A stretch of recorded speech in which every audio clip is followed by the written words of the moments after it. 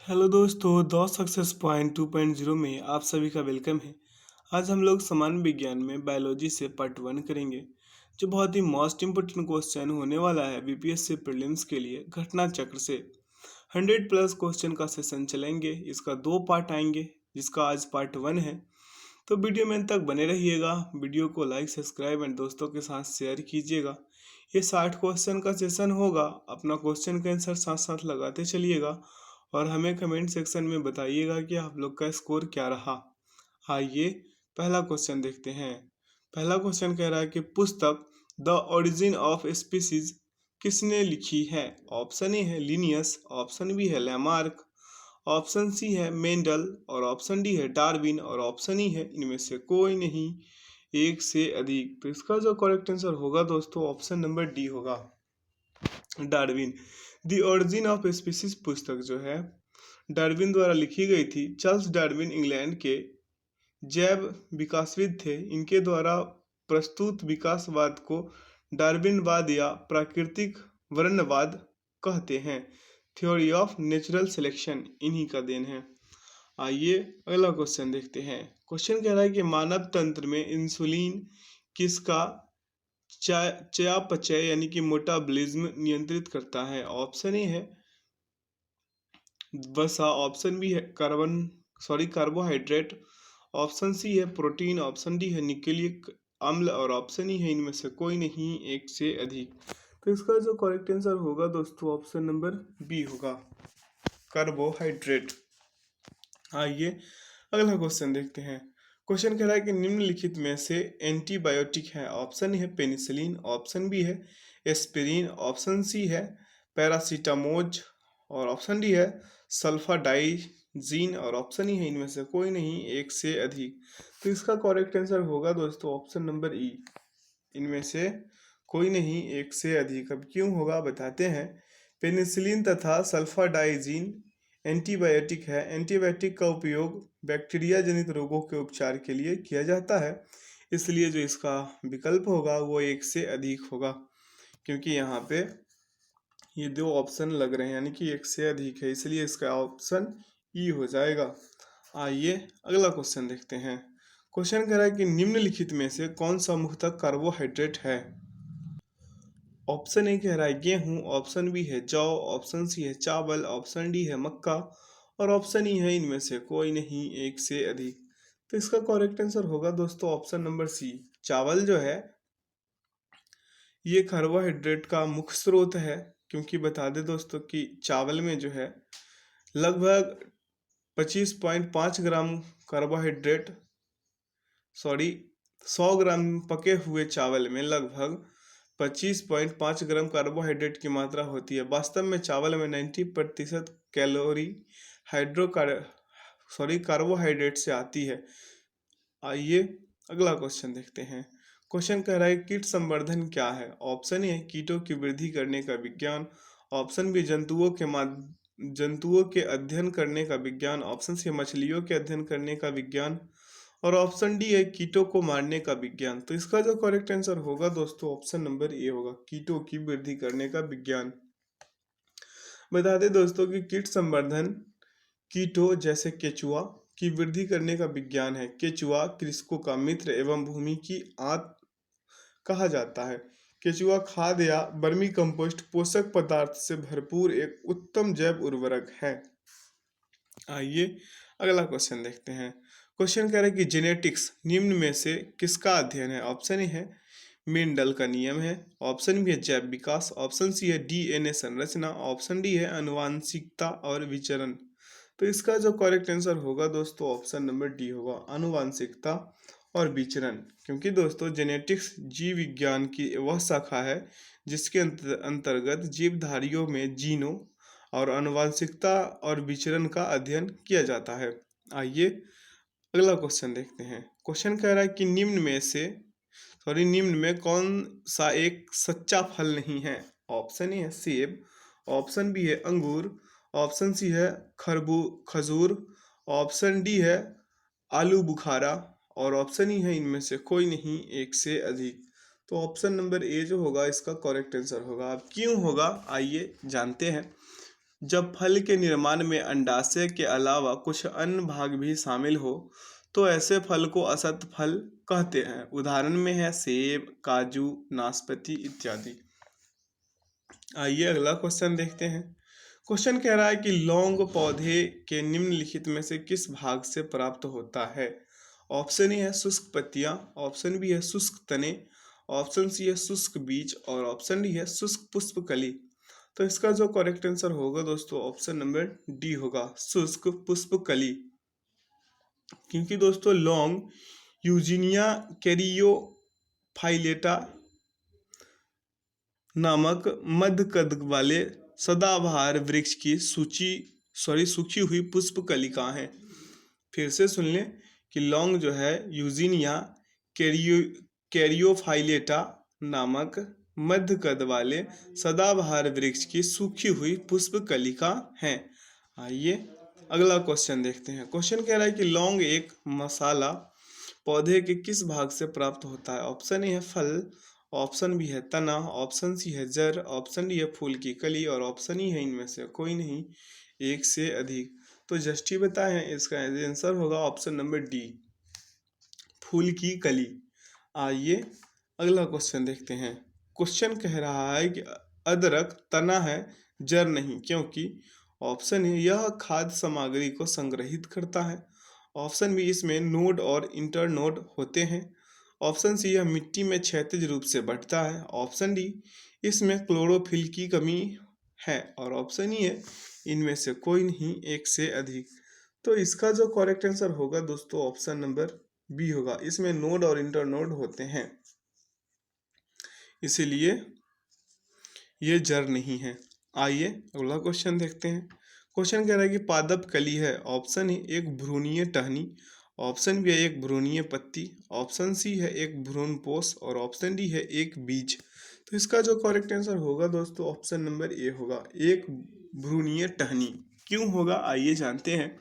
वनस्पति विज्ञान में किसी अविकसित प्ररोह को कली या कलिका कहते हैं। यह किसी पत्ती के कक्ष पर या तने के अंतिम छोर पर उत्पन्न होती है।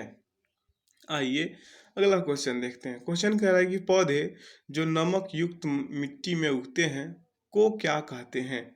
ऑप्शन ए है जीरोफाइट, ऑप्शन बी है हाइड्रोफाइट, ऑप्शन सी है हेलोफाइट और ऑप्शन डी है सॉक्यूलेंट।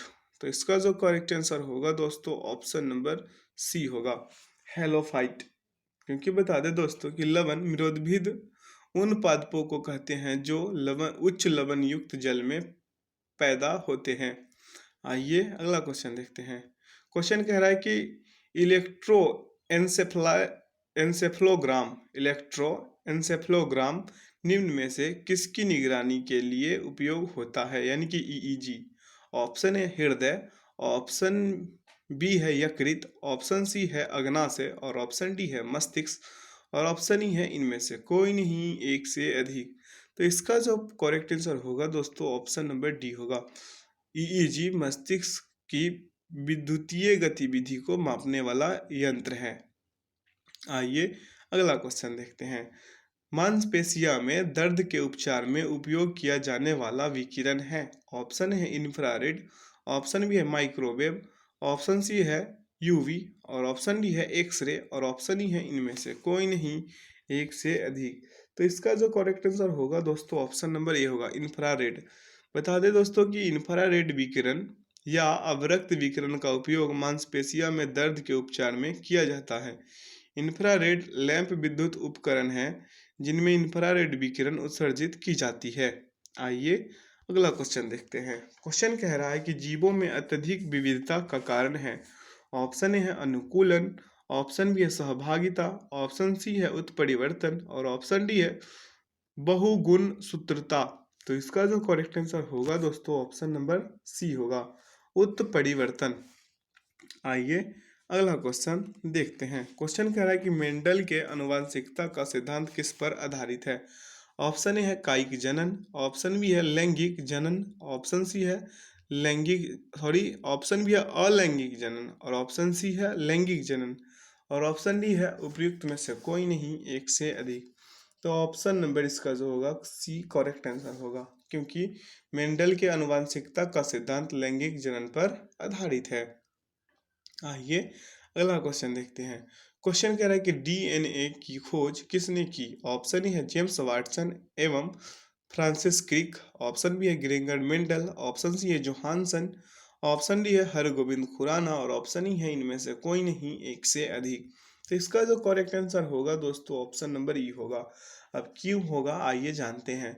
यह एक गलत धारणा है कि डॉक्टर जेम्स वाटसन और डॉक्टर फ्रांसिस क्रिक, विल्किंसन तथा फ्रैंकलिन नामक वैज्ञानिकों ने डीएनए की खोज की थी। वस्तुतः इन वैज्ञानिकों ने एक्सरे विश्लेषण द्वारा वर्ष 1953 में डीएनए का कुंडलीकरण विन्यास प्रस्तुत किया था। वास्तव में डीएनए की पहचान सर्वप्रथम वर्ष 1869 में स्विस रसायन शास्त्री फ्रेडरिक मिक्सचर ने की थी।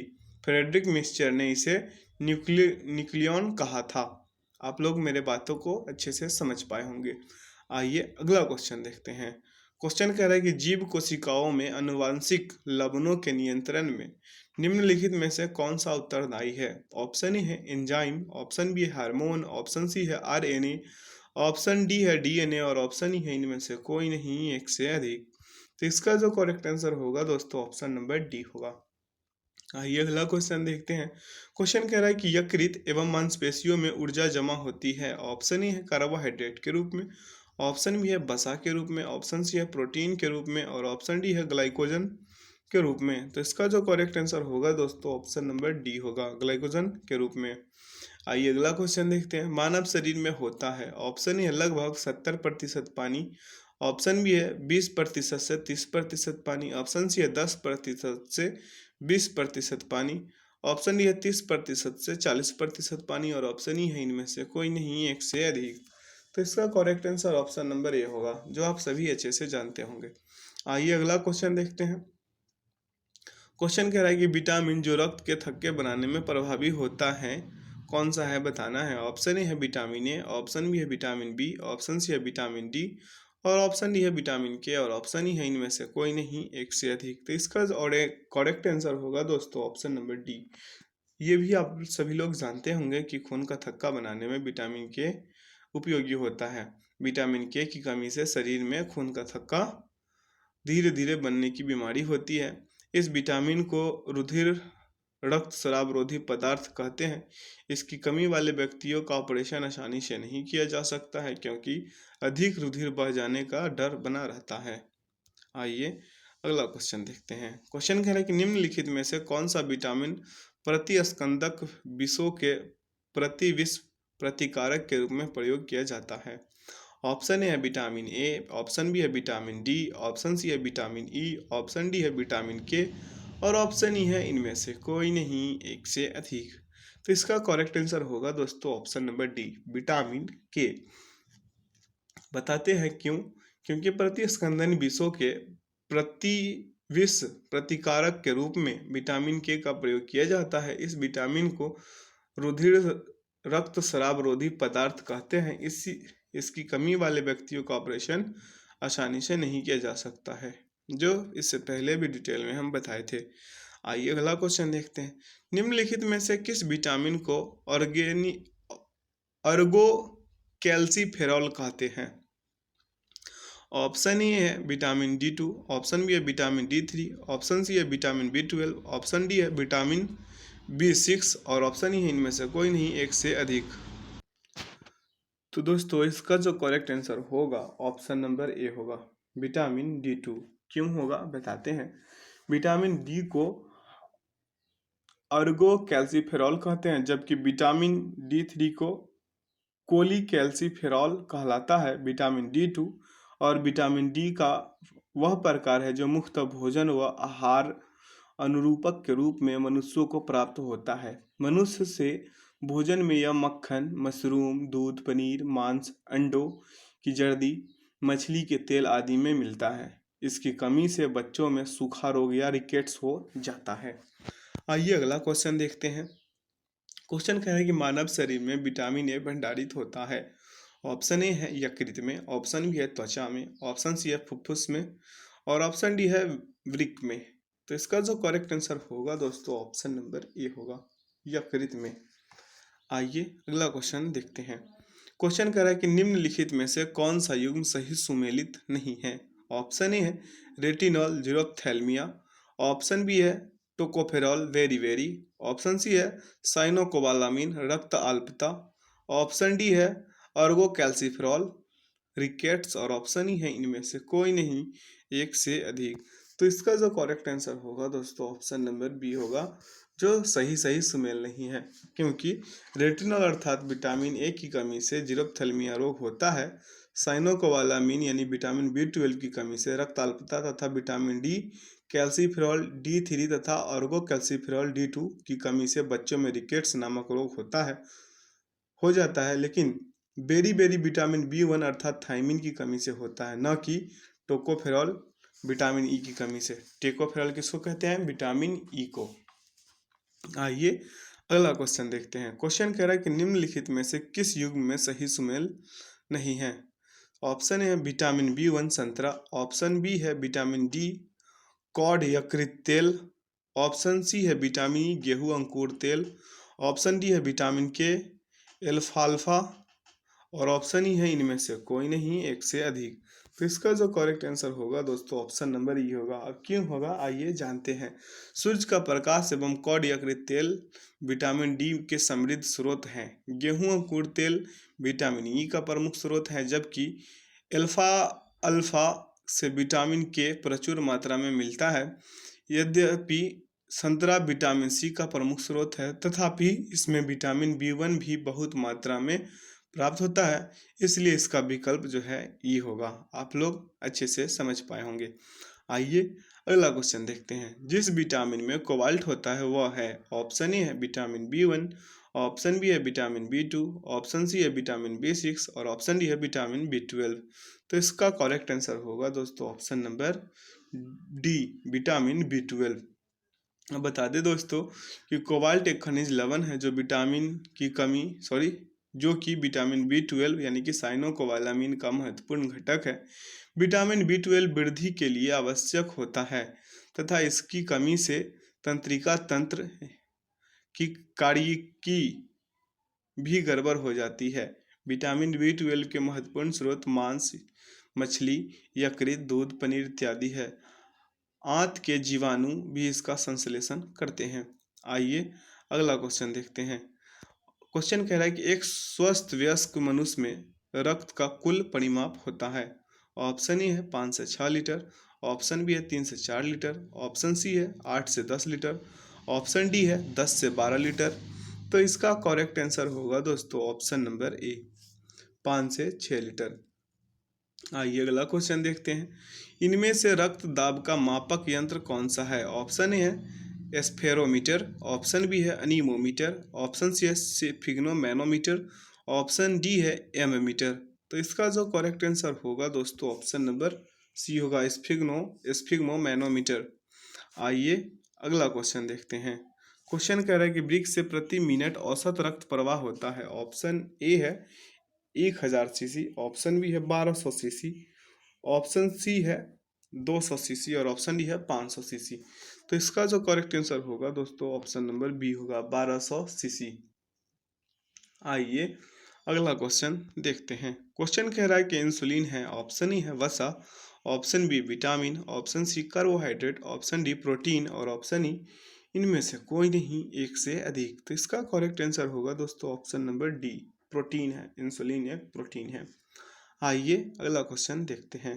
क्वेश्चन कह रहा है कि निम्नलिखित में से कौन सा हार्मोन है। ऑप्शन ए है RNA, ऑप्शन बी है इन्वर्टेज, ऑप्शन सी है इंसुलिन, और ऑप्शन डी है स्कॉर्बिक एसिड। तो इसका करेक्ट आंसर होगा दोस्तों ऑप्शन नंबर सी इंसुलिन एक हार्मोन भी है। आइए इसके बारे में कुछ विशेष जानते हैं। इंसुलिन पेनक्रियाज अर्थात अग्नाशय के अंतःस्रावी भाग लैंगरहैंस की दीपिकाओं की बीटा कोशिका से स्रावित होने वाला एक जंतु हार्मोन है। रासायनिक संरचना की दृष्टि से यह एक सूक्ष्म पेंटाइड यानी कि प्रोटीन है, जिसकी रचना 51 इमिनो अम्ल से होती है। यह शरीर में ग्लूकोज के उपापचय को नियंत्रित करता है। आइए अगला क्वेश्चन देखते हैं। क्वेश्चन कह रहा है कि महिला सेक्स हार्मोन है। ऑप्शन ए है एस्ट्रोजन, ऑप्शन बी है एंड्रोजन, ऑप्शन सी है इंसुलिन, ऑप्शन डी है ऑक्सीटोसिन और ऑप्शन ई है इनमें से कोई नहीं, एक से अधिक। तो इसका जो करेक्ट आंसर होगा दोस्तों ऑप्शन नंबर ए होगा, एस्ट्रोजन। और यही पूछ दे कि पुरुष सेक्स हार्मोन कौन सा है, तो उसका करेक्ट आंसर हो जाएगा ऑप्शन नंबर बी, बी होगा एंड्रोजन। इसके बारे में आइए विस्तार से जानते हैं। एस्ट्रोजन एक हार्मोन है जिसका उत्पादन स्त्रियों में अंडाशय की ग्राफियन पुटिकाओं की थीका इंटरना की कोशिकाओं द्वारा यौवनारंभ से लेकर रजोनिवृत्ति की आयु लगभग 45 से 52 वर्ष तक होता है। प्रमुख एस्ट्रोजन यानी कि इन इंस्ट्रेडियोल होता है, जिसे नाड़ी विकास हार्मोन कहते हैं, क्योंकि यह मादा के द्वितीय लैंगिक लक्षणों, जिसमें लड़कियों में स्तनों, दुग्ध ग्रंथि, गर्भाशय तथा योनि इत्यादि का समुचित विकास शामिल है, के विकास में सहायक होता है। कौन? एस्ट्रोजन। आइए अगला क्वेश्चन देखते हैं। क्वेश्चन कह रहा है कि निम्नलिखित में से कौन सा हार्मोन स्तन ग्रंथियों से दुग्ध का स्राव होने में भूमिका निभाता है। अगर मेरे बातों पे आप लोग अच्छे से ध्यान दिए होंगे पहले यानी कि 33वें क्वेश्चन में, तो इस क्वेश्चन का आंसर बिल्कुल आसानी से लगा पाए होंगे। ऑप्शन ए है एड्रेनिलिन, ऑप्शन बी है थायरॉक्सिन, ऑप्शन सी है प्रोजेस्टेरोन, ऑप्शन डी है ऑक्सीटोसिन, ऑप्शन ई है इनमें से कोई नहीं, एक से अधिक। तो इसका जो करेक्ट आंसर होगा दोस्तों ऑप्शन नंबर डी होगा, ऑक्सीटोसिन। बता दें दोस्तों कि ऑक्सीटोसिन के दो लक्ष्य उत्तक होते हैं, स्त्रियों के गर्भाशय तथा इनके स्तन। शिशु जन्म के बाद यह हार्मोन गर्भाशय को समान अवस्था में लाने और शिशु द्वारा दुग्धपान के समय स्तनों की पेशियों को सिकोड़ कर दुग्ध उत्क्षेपण को बढ़ाने का काम करता है। दुग्ध पालक अपनी गाय भैंसों से अधिक दुग्ध प्राप्त करने के लिए कृत्रिम ऑक्सीटोसिन के इंजेक्शन भी लगाते हैं, जिसे पीटोसिन कहते हैं। आइए अगला क्वेश्चन देखते हैं। क्वेश्चन कह रहा है कि निम्नलिखित में से किस हार्मोन में आयोडीन मिली होती है। ऑप्शन ए है टेस्टोस्टेरोन, ऑप्शन बी है एड्रेनलिन, ऑप्शन सी है थायरॉक्सिन, ऑप्शन डी है इंसुलिन और ऑप्शन ई है इनमें से कोई नहीं, एक से अधिक। तो इसका करेक्ट आंसर होगा दोस्तों ऑप्शन नंबर सी, थायरॉक्सिन। ये तो ऑप्शन पढ़ते ही लग जाता है इसका आंसर। बता दें दोस्तों कि थायरॉक्सिन हार्मोन में आयोडीन मिली होती है। थायरॉक्सिन का स्राव थायराइड ग्रंथि द्वारा होता है। थायराइड ग्रंथि से थायरॉक्सिन हार्मोन स्रावित करने के लिए उत्तेजित करने वाला अंतःस्रावी हार्मोन यानी कि TSH या थायरोट्रोपिन है, जिसका स्रावन अग्र पिट्यूटरी की थायरोट्रॉफ कोशिकाएं करती है। शरीर में आयोडीन की कमी से घेघा रोग हो जाता है, ये आप सभी अच्छे से जानते हैं। आइए अगला क्वेश्चन देखते हैं। प्रकाश संश्लेषण होता है। ऑप्शन है न्यूक्लियस में, ऑप्शन भी है माइटोकॉन्ड्रिया में, ऑप्शन सी है क्लोरोप्लास्ट में और ऑप्शन डी है पर ऑक्सीसोम में। तो इसका करेक्ट आंसर होगा दोस्तों ऑप्शन नंबर सी, क्लोरोप्लास्ट में। आइए अगला क्वेश्चन देखते हैं। क्वेश्चन कह रहा है कि प्रकाश संश्लेषण का उपोत्पाद है। ऑप्शन ए है CO2, ऑप्शन बी है O2, ऑप्शन सी है ऊर्जा, ऑप्शन डी है शर्करा और ऑप्शन ई है इनमें से कोई नहीं, एक से अधिक। तो इसका करेक्ट आंसर होगा दोस्तों ऑप्शन नंबर सी, ऊर्जा। क्योंकि बता दें दोस्तों कि क्लोरोप्लास्ट नामक कोशिकांग में जैव रासायनिक क्रिया प्रकाश संश्लेषण संपन्न होती है। क्लोरोप्लास्ट में हरे रंग का वर्णक क्लोरोफिल यानी कि पर्णहरिम पाया जाता है। आइए अगला क्वेश्चन देखते हैं। क्वेश्चन कह रहा है इसका करेक्ट आंसर होगा ऑप्शन नंबर बी, जो कि हम अभी गलत लगा चुके थे। आइए अगला क्वेश्चन देखते हैं। क्वेश्चन कह रहा है कि सौर ऊर्जा ATP में बदलती है। ऑप्शन ए है माइटोकॉन्ड्रिया में, ऑप्शन बी है क्लोरोप्लास्ट में, ऑप्शन सी है राइबोसोम में, ऑप्शन डी है पर ऑक्सीसोम में, ऑप्शन ई है इनमें से कोई नहीं, एक से अधिक। तो इसका करेक्ट आंसर होगा दोस्तों ऑप्शन नंबर बी, क्लोरोप्लास्ट में। आइए अगला क्वेश्चन देखते हैं। क्वेश्चन कह रहा है कोशिका का शक्ति स्रोत होता है। ऑप्शन ए है कोशिका भित्ति, ऑप्शन बी है माइटोकॉन्ड्रिया, ऑप्शन सी है राइबोसोम, ऑप्शन डी है न्यूक्लियस और ऑप्शन ई है इनमें से कोई नहीं, एक से अधिक। तो इसका करेक्ट आंसर होगा दोस्तों ऑप्शन नंबर बी, माइटोकॉन्ड्रिया। आइए अगला क्वेश्चन देखते हैं। भ्रूण किस में मिलता है? ऑप्शन ई है फूल, ऑप्शन बी है पर्ण, ऑप्शन सी है बीज, ऑप्शन डी है कली। तो इसका करेक्ट आंसर होगा दोस्तों ऑप्शन नंबर सी, बीज में। आइए अगला क्वेश्चन देखते हैं। क्वेश्चन कह रहा है कि निम्नलिखित में से कौन प्रतिजैविक औषधि है? ऑप्शन ए है क्विन सॉरी ऑप्शन ए है क्विनिन, ऑप्शन बी है सल्फागुआनिडीन, ऑप्शन सी है कैलोरैम्फिनिकॉल, ऑप्शन डी है एस्पिरिन, ऑप्शन ई है इनमें से कोई नहीं, एक से अधिक। तो इसका करेक्ट आंसर होगा दोस्तों ऑप्शन नंबर ई, इनमें से कोई नहीं, एक से अधिक। अब क्यों होगा आइए जानते हैं। क्लोरोरैम्फिनिकोल एक प्रतिजैविक औषधि है जिसका उपयोग बैक्टीरियल इन्फेक्शन के उपचार में किया जाता है। सल्फा गुआनिडीन एक प्रकार का सल्फोनाइड प्रतिजैविक है जो जीवाणुरोधी एजेंट के रूप में कार्य करता है। इस प्रकार इस प्रश्न के लिए एक से अधिक विकल्प होंगे। आइए अगला क्वेश्चन देखते हैं। क्वेश्चन कह रहा है कि टाइफाइड तथा कॉलेरा विशिष्ट उदाहरण हैं। ऑप्शन है संक्रामक रोगों के, ऑप्शन भी है वायुजन्य रोगों के, ऑप्शन सी है जलजन्य रोगों के और ऑप्शन डी है उपरोक्त में से कोई नहीं। तो इसका करेक्ट आंसर होगा दोस्तों ऑप्शन नंबर सी, जलजन्य रोगों के। आइए अगला क्वेश्चन देखते हैं। क्वेश्चन कह रहा है कि मनुष्य में एफ्लाटॉक्सिन खाद्य विषाक्तन द्वारा सामान्यतः कौन सा अंग प्रभावित होता है? ऑप्शन है हृदय, ऑप्शन बी है फेफड़ा, ऑप्शन सी है वृक्क और ऑप्शन डी है यकृत। तो इसका करेक्ट आंसर होगा दोस्तों ऑप्शन नंबर डी, यकृत। आइए अगला क्वेश्चन देखते हैं। क्वेश्चन कह रहा है कि मनुष्य के शरीर के किस अंग में लिम्फोसाइट्स का निर्माण होता है? ऑप्शन ही है यकृत, ऑप्शन बी है अस्थि मज्जा, ऑप्शन सी है तिल्ली, ऑप्शन डी है अग्नाशय और ऑप्शन ही है उपयुक्त में से कोई नहीं, एक से अधिक। तो इसका करेक्ट आंसर होगा दोस्तों ऑप्शन नंबर ई, उपयुक्त में से कोई नहीं, एक से अधिक। अब क्यों होगा आइए जानते हैं। मनुष्य के शरीर में तिल्ली या पलीहा, थाइमस ग्रंथि, अस्थिमज्जा आदि में लिम्फोसाइट का निर्माण होती है।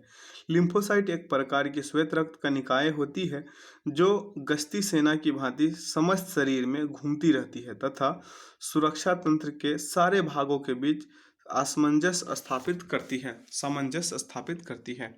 आइए अगला क्वेश्चन देखते हैं। क्वेश्चन कह रहा है कि ओंकोजी संबंधित है, ओंकोजीन संबंधित है। ऑप्शन है तपेदिक से, ऑप्शन बी है पीलिया से, ऑप्शन सी है कर्क रोग से और ऑप्शन डी है आंत ज्वर से। तो इसका करेक्ट आंसर होगा दोस्तों ऑप्शन नंबर सी, कर्क रोग से। आइए अगला क्वेश्चन देखते हैं। क्वेश्चन कह रहा है कि रक्त कैंसर यानी कि ल्यूकेमिया की रोकथाम में प्रयोग किया जाने वाला रेडियो समस्थानिक है।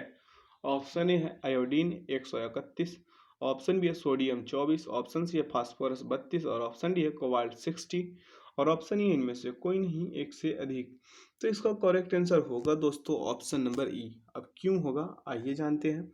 रेडियो फास्फोरस P32 तथा कोबाल्ट 60 का उपयोग ल्यूकेमिया यानी कि एक प्रकार का रक्त कैंसर के इलाज में किया जाता है, यानी कि सी और डी दोनों का उपयोग किया जाता है रक्त कैंसर में। आइए अगला क्वेश्चन देखते हैं। क्वेश्चन कह रहा है कि तीव्रता एवं प्रयुक्तता के आधार पर निम्नलिखित में से कौन सा कर्क रोग उत्पन्न कर सकता है तथा उसका उपचार भी करता है? ऑप्शन है तंबाकू, ऑप्शन भी है अल्कोहल, ऑप्शन सी है आयनीय विकिरण और ऑप्शन डी है परावैंगनिक किरणें। तो इसका करेक्ट आंसर होगा दोस्तों option number C, option number C होगा करेक्ट आंसर। क्योंकि बताते हैं आयनीय विकिरण की वह कारक है जो कर्क रोग उत्पन्न कर सकता है और उपचार में भी प्रयुक्त होता है। विकिरण चिकित्सा में कैंसर की कोशिका और संकुचित गांठ को नष्ट करने के लिए आयनीकरण विकिरण का उपयोग किया जाता है। आइए अगला क्वेश्चन देखते हैं। क्वेश्चन कह रहा है कि सहज प्रणाली का परिवर्धन निम्नलिखित में से कौन सा है? ऑप्शन है प्रणाली का कार्य, ऑप्शन बी है प्रणाली का विकास, ऑप्शन सी है प्रणाली की स्वपोषी क्रिया और ऑप्शन डी है उपयुक्त में से कोई नहीं। तो इसका करेक्ट आंसर होगा दोस्तों ऑप्शन नंबर सी, प्रणाली की स्वपोषी क्रिया। आइए अगला क्वेश्चन देखते हैं। शरीर का तापक्रम नियंत्रित करता है। Option A thalamus, option B है हाइपोथैलमस, ऑप्शन सी है सेरेबेलम, ऑप्शन डी है मेडुला और ऑप्शन ही इनमें से कोई नहीं, एक से अधिक। तो इसका करेक्ट आंसर होगा दोस्तों ऑप्शन नंबर बी, हाइपोथैलेमस। आइए अगला क्वेश्चन देखते हैं। क्वेश्चन करें शरीर का तापमान नियंत्रित करता है। सेम क्वेश्चन है, यहाँ पे देखिए ये 64वीं में पूछा है, ये 65वीं में पूछा है। तो अब इसका करेक्ट आंसर क्या हो जाएगा?